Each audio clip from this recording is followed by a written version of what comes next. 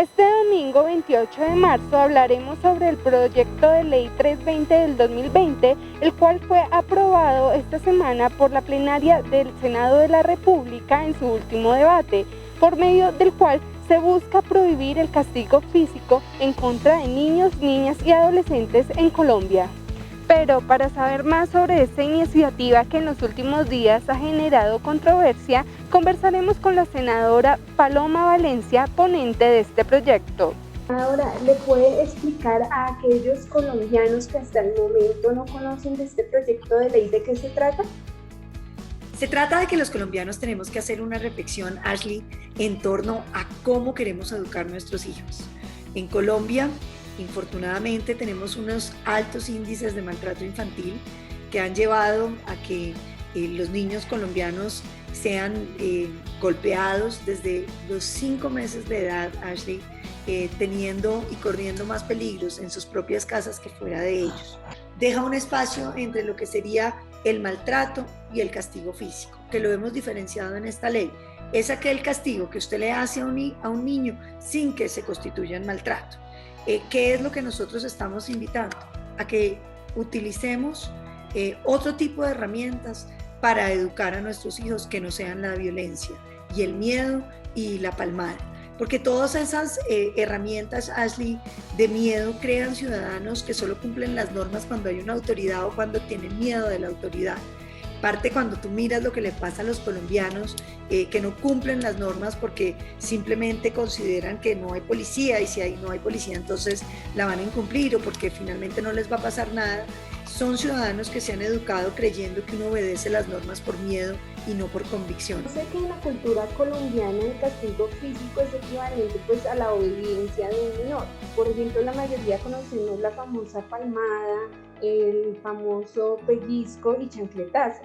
Se puede decir que hasta las personas mayores de 40 años se han criado con este tipo de castigos. ¿Cómo cambiar esta percepción de los padres de familia colombianos en la actualidad? Parte de lo que creemos es que este proyecto tiene que invitar a una reflexión y tiene que crear una gran estrategia pedagógica nacional para que los padres que quieran cambiar la manera como están educando a sus hijos, dejando de lado todas las violencias, puedan encontrar en el Estado y en las entidades encargadas de la niñez, de la familia, de la adolescencia, las herramientas para poder educar a sus hijos sin recurrir ni a una palmada ni mucho menos al maltrato. ¿Cómo será el proceso o el despliegue de esta pedagogía tanto en las zonas urbanas como rurales, teniendo en cuenta que a veces el Estado no alcanza a llegar a esas zonas recónditas del país y que garantiza que todos los padres accedan a estas herramientas entregadas por el Estado si muchos de ellos, algunos no tienen pues la capacidad económica para acceder, por ejemplo, a un psicólogo o a profesionales que les ayuden con todo el tema de la crianza? Exacto, Ashley, ese es el punto.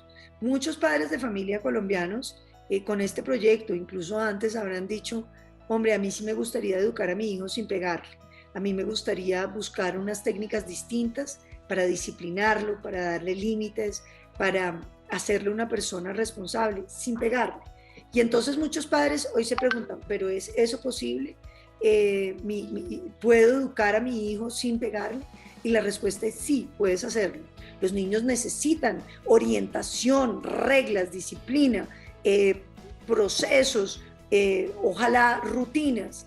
Y todo esto se hace sin recurrir a la violencia. ¿Qué pasa con los padres de estratos altos? Bueno, ellos van donde un psicólogo que efectivamente les indica cómo pueden obtener esos mecanismos. ¿Qué es lo que queremos? Que el Estado hoy los provea de manera gratuita a todos los colombianos. Cualquier padre de familia que quiera hoy decir, quiero educar a mi hijo sin pegarle, ayúdenme a ver cómo manejo las pataletas, cómo logro que haga caso, cómo logro reconducir sus conductas, va a poder acceder a los psicólogos, a los sociólogos, a los psiquiatras que van a estar en la gran estrategia pedagógica nacional, trabajando con los padres de familia para encontrar las herramientas que mejor les sirvan para ese propósito de tener niños bien educados, pero sin violencia. Sin embargo, en la discusión de esta iniciativa, uno de los opositores es el senador del partido Colombia Justas Libres, John Milton Rodríguez, quien ha calificado esta normativa como inconstitucional. Bueno, primero porque violenta el artículo 42 y 44 de la Constitución, donde le entrega todas las garantías a los padres de familia en el asunto de la educación, formación, instrucción y corrección de sus hijos.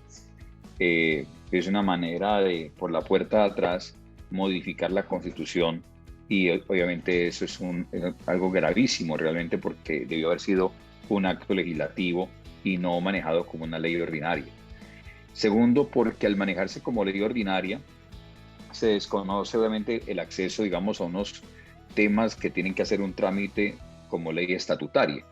De hecho, la coordinación técnica y legislativa del Congreso de la República, que no pertenece a ningún partido en particular, sino que es un ente autónomo e independiente dentro del Congreso, que es la encargada de verificar el tipo de ley que se tramita, identificó que esta no era una ley ordinaria, sino una ley estatutaria. Y allí donde hay un vicio de trámite muy grave, porque al iniciarse el primer debate en diciembre del 2019, el tiempo máximo para haber hecho los 4 debates se vencía en junio del 2020. Estamos en marzo del 2021.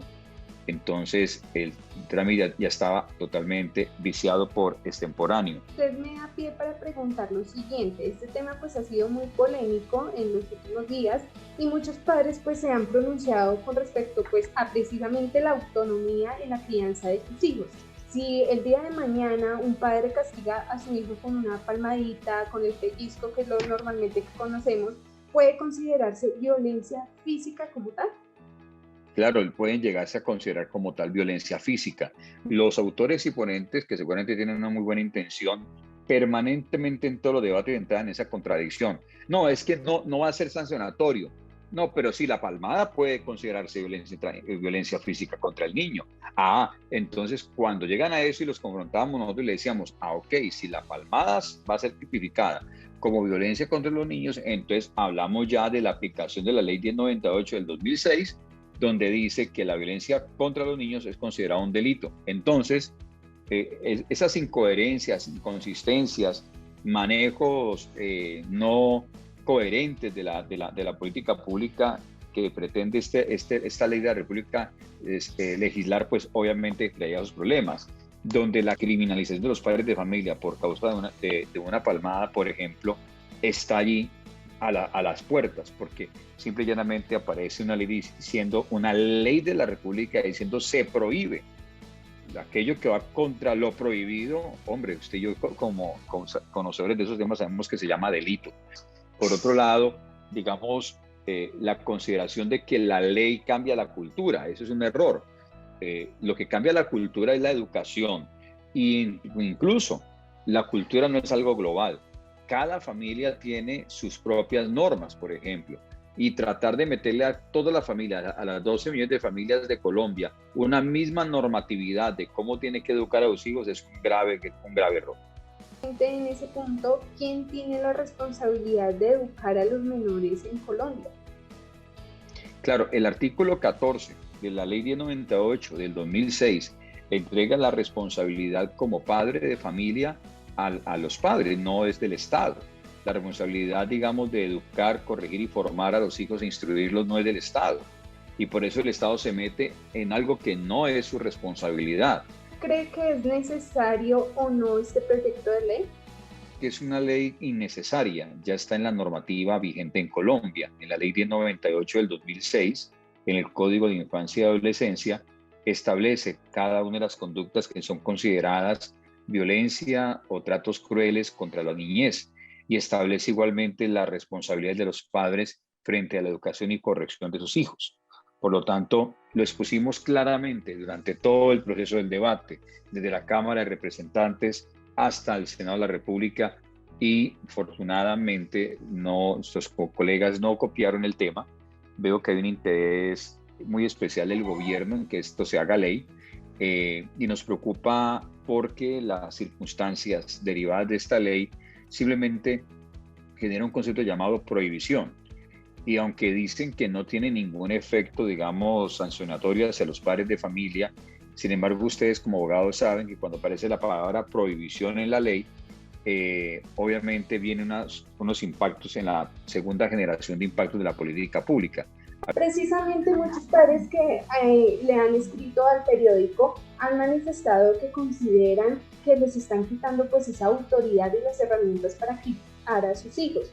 Algunos pues manifiestan que o cuestionan el caso de que si un menor se le sale de las manos, el Estado cómo va a responder. ¿Qué opina al respecto? ¿Esta iniciativa respeta o no la autonomía de los padres de familia y sus decisiones en torno a las creencias, religiones, cultura e historia? Lo primero que quiero aclararte, Ashley, y aclararle a la ciudadanía es que esta es una prohibición de orden no sancionatorio.